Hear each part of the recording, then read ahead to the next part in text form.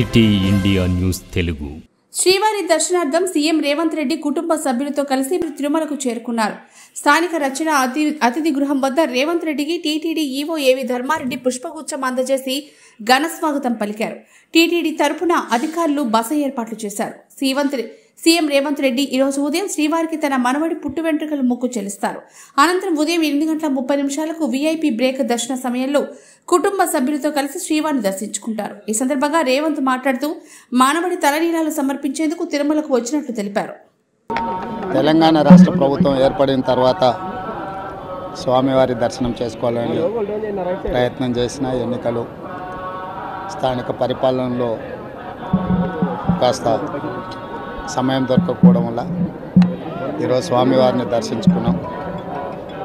రెండు రాష్ట్రాల సత్సంబంధాలు కొనసాగాలని, రెండు రాష్ట్రాల అభివృద్ధి పదం వైపు నడవాలని, ఆంధ్రప్రదేశ్లో ఏర్పడబోయే ప్రభుత్వము ఆ రాష్ట్ర ముఖ్యమంత్రితో తెలంగాణ ముఖ్యమంత్రిగా సత్సంబంధాలతో సమస్యలన్నిటిని కూడా పరిష్కరించుకొని కలిసికట్టుగా నడిచి రెండు రాష్ట్రాలు అభివృద్ధి పదం వైపు నడిపించే విధంగా ఒకరికి ఒకరు సహకరించుకొని ముందుకు వెళ్ళాలని ఆకాంక్షించను.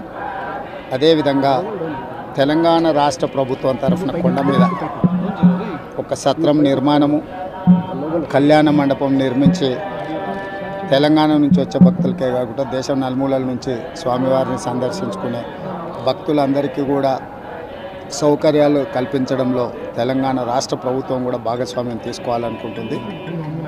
ఈ ఫలితాల ప్రక్రియ ముగిసిన తర్వాత తప్పకుండా తెలంగాణ రాష్ట్ర ప్రభుత్వం తరఫున సత్ర నిర్మాణానికి అవకాశం ఉంటే కళ్యాణ మండపం నిర్మించి స్వామివారి సేవ కొనసాగించాలని రాష్ట్ర ప్రభుత్వం భావిస్తుంది.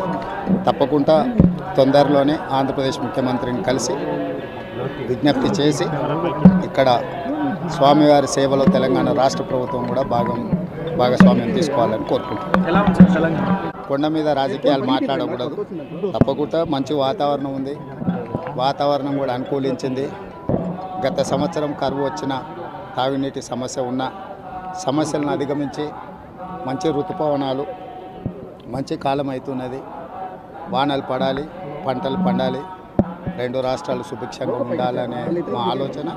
ప్రకృతి కూడా సహకరిస్తుంది. తప్పకుండా పాలకుల మనసులో ఎలాంటి స్వామివారు ఒక ఆలోచన కలిగించి తప్పకుండా ఆ ప్రాంత రైతులకు సహాయం చేసే విధంగా వానలు పడి పంటలు పండుతాయి. మా ప్రభుత్వ కార్యాచరణ కూడా ప్రధానంగా రైతాంగాన్ని ఆదుకొని దేశం యొక్క సంపదను పెంచాలనేది మా ఆలోచన. ఆ విధంగా ముందుకు సాగాలని